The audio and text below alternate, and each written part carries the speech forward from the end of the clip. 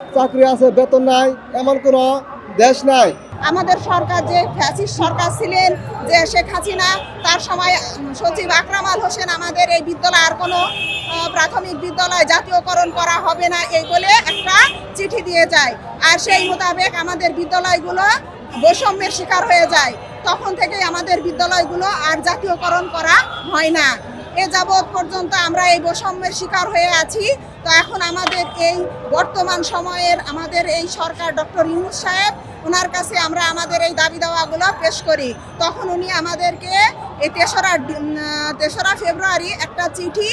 এই প্রাথমিক বিদ্যালয় যেগুলো চলমান যোগ্য প্রাথমিক বিদ্যালয় আছে, আমরা জাতীয়করণ থেকে দীর্ঘদিন ধরে বঞ্চিত।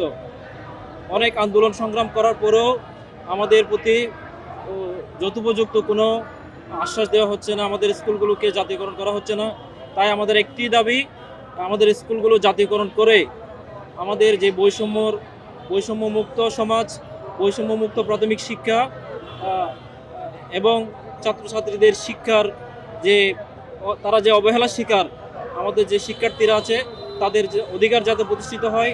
আমাদের একটাই দাবি, জাতীয়করণ করে আমাদের সমস্যা দূর করে আমাদের স্বাভাবিক জীবনে আমাদেরকে সমাজের মূল স্রোতে বসবাসের সুযোগ দানের জন্য আমরা বর্তমান সরকারের প্রতি বিনীতভাবে আহ্বান জানাচ্ছি।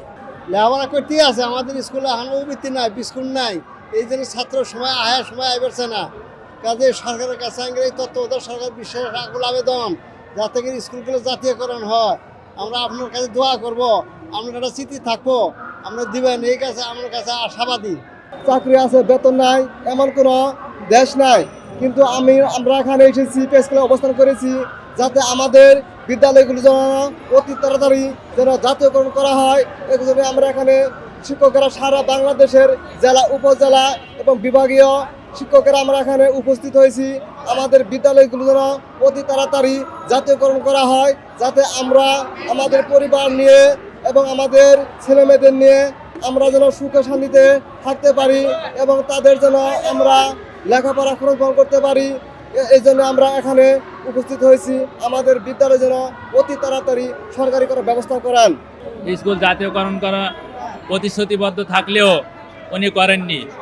অবশেষে 2016 সালে সচিবালয় থেকে আমাদের জাতীয়করণের জন্য একটা চিঠি আসে। সেই চিঠিতে আমাদের লেখা ছিল যে জাতীয়করণ করা হবে, অথচ আমাদের স্থানীয় উপজেলা শিক্ষা অফিস, শিক্ষক কমিটি, জেলা শিক্ষা কমিটি থেকে প্রতিবেদন নিয়ে যখন মন্ত্রণালয়ে আমাদের রিপোর্টটা পাঠাবে, ঠিক সেই সময় তৎকালীন শিক্ষা সচিব একরাম হোসেন আমাদের এই প্রতিবেদনগুলো স্থগিত করে দেয়।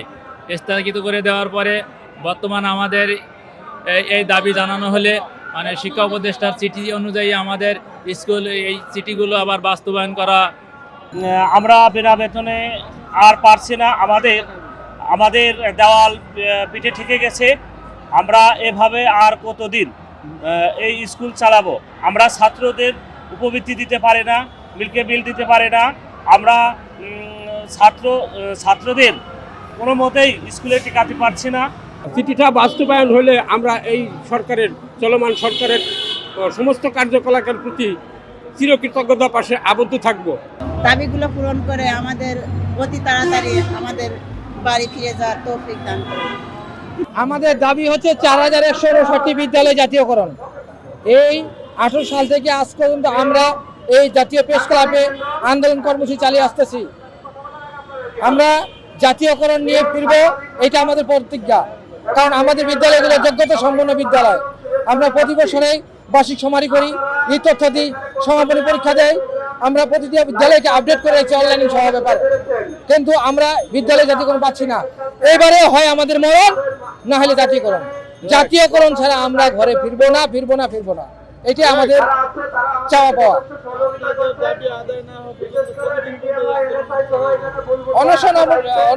অনশন অবস্থান কর্মসূচি আমরা ঘোষণা করছি। জাতীয়করণ ছাড়া আমরা বাড়িতে ফিরবো না।